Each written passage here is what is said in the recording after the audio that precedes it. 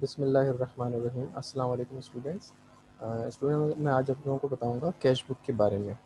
ठीक है, तो मेरे पास क्वेश्चन आए थे कि रिक्वेस्ट आई थी कि कैश बुक के क्वेश्चन को सॉल्व कराएं। ठीक है, तो कैश बुक के क्वेश्चन को हम सॉल्व करना शुरू करते हैं। और उसको समझने से पहले हम उसको सॉल्व करने से पहले हम इसको ये समझ लेते हैं कि कैश बुक है क्या। जैसे कि आपके सामने मैंने लिखा हुआ है, कैश बुक किसको कहते हैं। कैश बुक एक ऐसी बुक है जिसमें हम बिजनेस की ट्रांजैक्शन, रिसीप्ट्स और पेमेंट्स को रिकॉर्ड करते हैं। यानी जहाँ पे हमारे कैश रिसीप्ट्स हो रहा है और कैश पेमेंट हो रही है, इसका हम रिकॉर्ड रखते हैं। रिसीप्ट्स हमारी सारी कैश डेबिट में आ जाती है और पेमेंट्स हमारी हमारी सारी जो है कैश बुक के क्रेडिट में आ जाती है। यानी रिसीप्ट डेबिट में हो रही है मीन्स कि हमारे पास पैसे आ रहे हैं, और क्रेडिट मीन्स कि पैसे जा रहे हैं।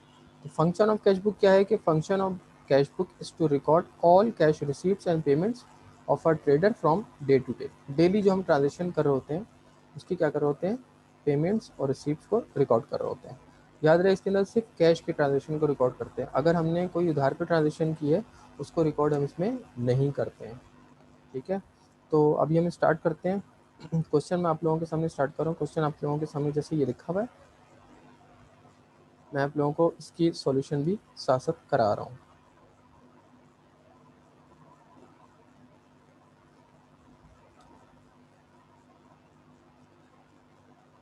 देखो, क्वेश्चन मैंने इधर लिखा हुआ है और इधर मैं आपको इसका सॉल्यूशन करवाता चले जा रहा हूँ। जैसे कि पहली 3 एंट्रीज में जनवरी में ट्रांजेक्शन की गई है, ये क्वेश्चन आपके पास, और ये इसका सॉल्यूशन है।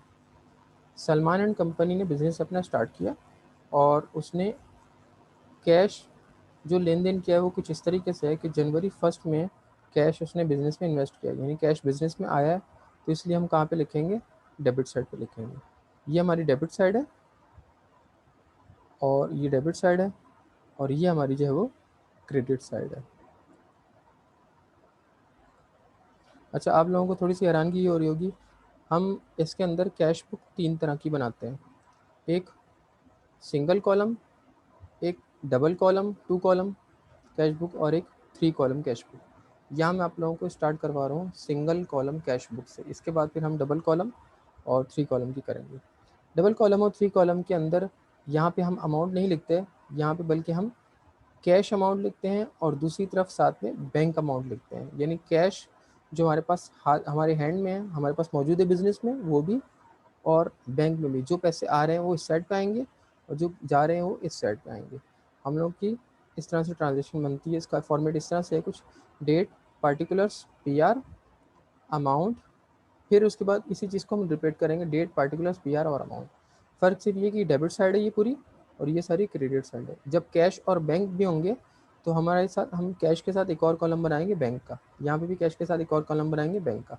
अभी हम सिर्फ कैश का कॉलम बना रहे हैं जो बिजनेस में है, जिसको मैंने अमाउंट लिखा हुआ है। ठीक है, इसके बाद फिर जनवरी 3 को हमने परचेज़ किया फर्नीचर कैश पे। तो कैश मेरे पास से गया है तो मैं कहाँ पे रिकॉर्ड करूँगा, इधर रिकॉर्ड करूँगा। मैं लिखूँगा जनवरी 3। ठीक है, कितने हैं, जनवरी 3 को मैं क्या करूँ, परचेज़ कर लूँ फर्नीचर। तो मैं लिखूँगा परचेज़ फर्नीचर लिख दूँगा, जैसे हम इन्वेंट्री के अंदर इसके अंदर करते हैं, जनरल एंट्री के अंदर फर्नीचर। और कितने अमाउंट से है, 20,000 से। जस्ट हमने अमाउंट लिख दिया। इसके बाद फिर नंबर 6 में, जनवरी 6 में हमने फिर परचेजिंग की है, लेकिन हमने गुड्स खरीदी है। तो हम यहाँ लिखेंगे, गुड्स को क्या लिखते हैं हम, परचेजेस, ये लिखेंगे हम। ठीक है, और कितने अमाउंट से है, 20,000 से, ये भी सॉरी 12,000 से। इसके बाद फिर हमने जो है वो 6 जनवरी के बाद, ये 6 जनवरी था। इसके बाद फिर हमने 8 जनवरी को सेल किया वो कार को। तो यहाँ पे हम लिखेंगे जनवरी 8 सेल्स, कितने अमाउंट से, 5,600। यहाँ पे हम लिख देंगे 5,600।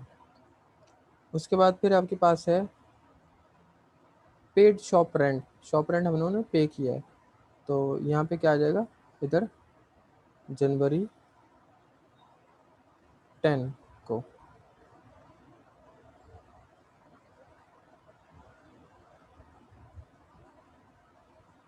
जनवरी 10 को हमने शॉप रेंट पे किया, यहाँ लिखेंगे शॉप रेंट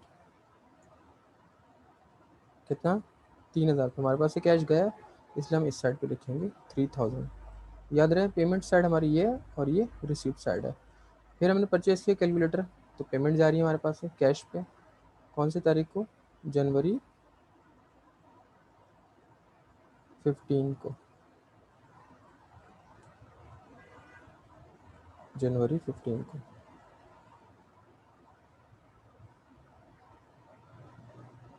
इसके बाद फिर है क्या चीज़ है, परचेज कैलकुलेटर। कैलकुलेटर की चीज़ें आ जाएंगी एस ऑफिस सप्लाईज में, ऑफिस सप्लाईज लिख देंगे हम इसको,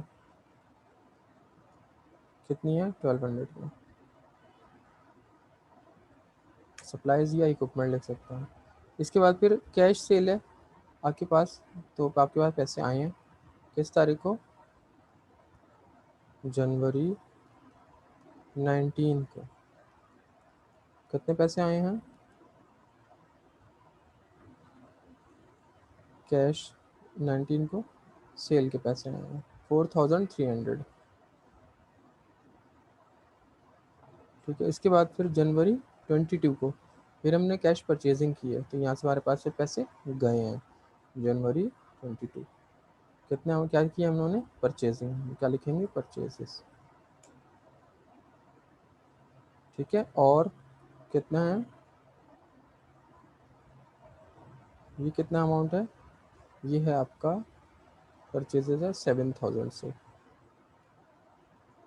इसके बाद फिर 24 को फिर हमने क्या किया, इक्विपमेंट खरीदी है 9000 की, यहाँ इक्विपमेंट आ जाएगी जनवरी 24 को, इक्विपमेंट।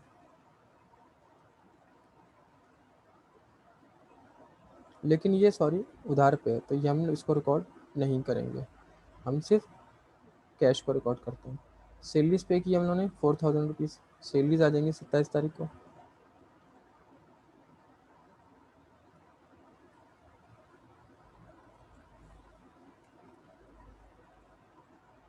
सैलरीज एक्सपेंस कितने पे किए हमने, 4000 का। इसके बाद फिर हम लोगों ने मिसलेनियस एक्सपेंस फिर पे किए हैं, फिर पेमेंट हमारे पास से गई है जनवरी 29 को,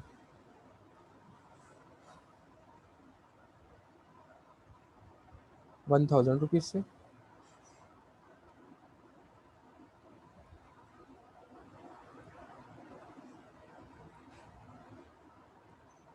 मिसलेनियस एक्सपेंस कितने अमाउंट से हैं, 1000।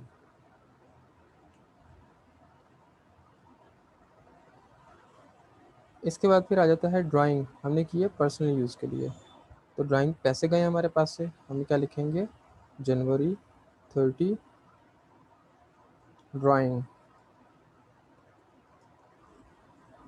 5000 रुपीज़,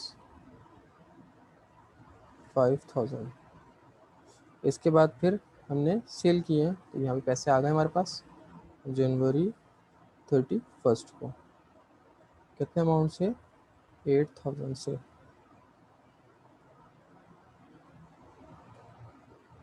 तो ये हो गए हमारे पास सेल के पैसे, हमने लिखा इसको सेल्स। अब आपने क्या करना है, इसको बैलेंस कर लेना है। ठीक है, बैलेंस हम किस तरह से करते हैं, यहाँ पे हम क्या करेंगे, इसको टोटल कर देंगे,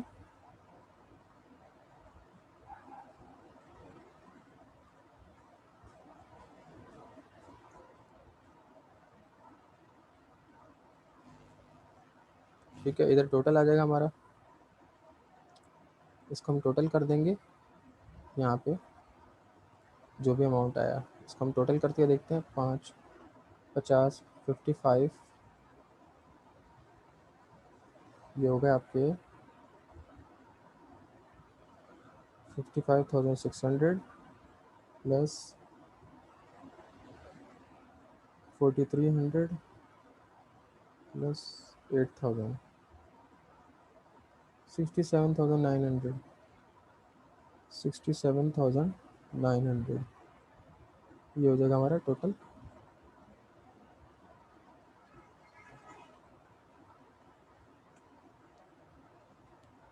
इधर हम एक लाइन छोड़ के लिखेंगे ताकि हम बैलेंस लिख सकें 67,900।